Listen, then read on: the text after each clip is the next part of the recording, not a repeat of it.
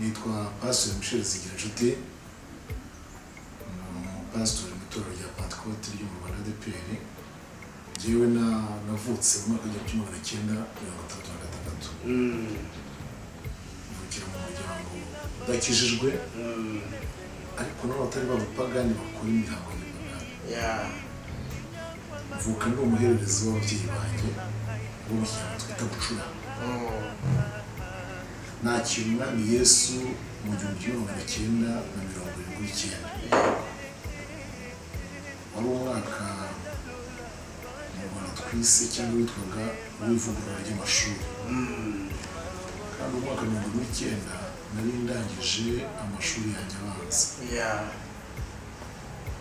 Ariko muri uwo mwaka nsinze amashuri yanjye abanza ikizamini cya leta. Sinajya kwiga higa undi mu mwanya wanjye. Kandi amateka y'u Rwanda icyo kirazwi. Yaba impamvu yatumaga tutajyayo irazwi, n'impamvu yatumaga ugenda agenda irazwi. Simbitindaho. Noneho wenda bazumva abanteze amatwi baribaza impamvu mpereye aho. Ariko impamvu mpereye aho ni uko yari yabaye imbarutso yanjye yo kwakira agakiza. Kuko iyo mbivuga nenda kugira nka emotion. Agakiza kanjye naho kuririye. Kuko avec mon cœur blessé, umutima wanjye ukomeretse.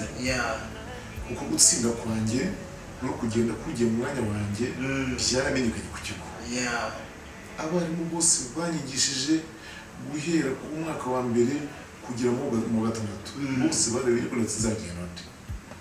Noneho uzwiye igihe ntabwo hari hakabaho imikosorere isobanutse ku buryo utabimenye. Icyo gikomero nicyo Yesu yamfatiyemo. Amfatisha iki rero? Biratangaje ko abaduteze amatwi ahantu bumve cyane. Biratangaje ko muri uwo mubabaro naho guhinda arimo Imana yabereye isezerano bwa mbere. Sindamye ko nsenga, amukabera ndahabwa, sindaba umukristo mu itorero rya Pentecote, ariko uwo munsi Imana ituma mushiki wanjye tuvukana, ari nawe wakijijwe iwacu bwa mbere muri 1976.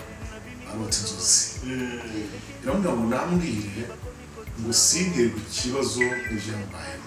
Ngo kandi umutima wanjye ntuhungabane. Ngo Imana ifite umugambi. Ngo kandi izangira ukomeye. Izangira uwifuzwa. Ngo ku isi yose ngo nzakenerwa. Umva nawe ibyo bintu kubimbwira muri 1979, umwana w'imyaka ingahe? 13. Kuko niyo nari mfite. Ndabyumva yari Imana ivuze umuntu ashidikanya. Tumwe kuri Imana mbere nanjye ndakizwa. Kuva ubwo rero ndakijijwe. Urumva ubundi tubyita ko hari umuhamagaro wo gukizwa n'umuhamagaro wo gukorera Imana. Ngewe yombi yaziye. Nakijijwe n'ibyo Imana imvuze ko nzayikorera. Mpagurukira muri icyo kintu. Vuga ngo njye umunyagice, utwite umunyagice. Kuri iki ngisho umubatizo yewe najyaga nigisha. Kugeza igihe nagiriye mu mazi menshi, kugeza igihe nabatijwe Umwuka Wera. Nabatijwe Umwuka Wera kuri 20 z'ukwa kabiri muri 1984. Nabyumva nkomezanye n'umuhamagaro rero. Umuhamagaro wanjye utangira ubwo ukomeza utyo kugeza uno munsi wa none. Ni ijambo ry'Imana abantu bazambonamo, niryo bazanyumvamo. Iryamagurukije mu Rwanda riranzana.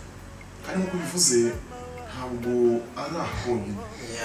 Naratangaye ko ahantu hose ngeze, igihugu cyose ngezemo, nsanga mfite abantu banzi. Nabiboneye ku tuntu tumwe abize ikoranabuhanga bagiye bafata mu nyigisho zanjye, bagafatamo akantu gatoya, bagaterura mu nyigisho bagashyira ahantu bakagapostinga. Najya kubona nkabona imigabane yose y'isi irimo irampamagara. Imigabane yose y'isi irampabije. Ndetse nanjye ubwanjye ugize gutya nkagira nk'akantu nshyira kuri Facebook. Umunsi umwe gusa wenda nijoro kaba kamaze kureba n'abantu 50 by'abaturage. Ibyo rero niko Imana yabishatse kandi ntiyabintumbuje irabivuze. Hano rero nk'uko warumvaje uti se abantu ba hano kwita ngo bategereje n'iki? Ijambo ry'Imana bazanyumvana, ubundi nzasengana namwe mfatanye namwe ijambo ry'Imana, Imana izampa tuzagirana ibihe byiza, Imana izaduhera imbere yayo. Cyane cyane numva ubutumwa afite muri minsi bw'abantu ni ukwezwa. Amen. Nuko abantu bagira agakiza kukuri, ntibagire uburyarya mu Mana. Ukijijwe agakizwa neza, udakijwe kandi nawe akagaragara. Ni nako Yesu yavuze. Uwera gumye yere, uwanjwe nawe agira ate yahamagara. Ubu niyo mfashe imyaka maze nkijijwe yenda kungana n'iyo maze mu murimo. Kuko nahise ntangira. Iyo maze nkijijwe 70 z'ukwa karindwi umwaka w'1988 nibwo nashyingiwe. Rero urugamba rwa situation y'ubukene rurakomeza. Mpima ibiro 49 nibyo napimaga, nkagira uburebure bwa metero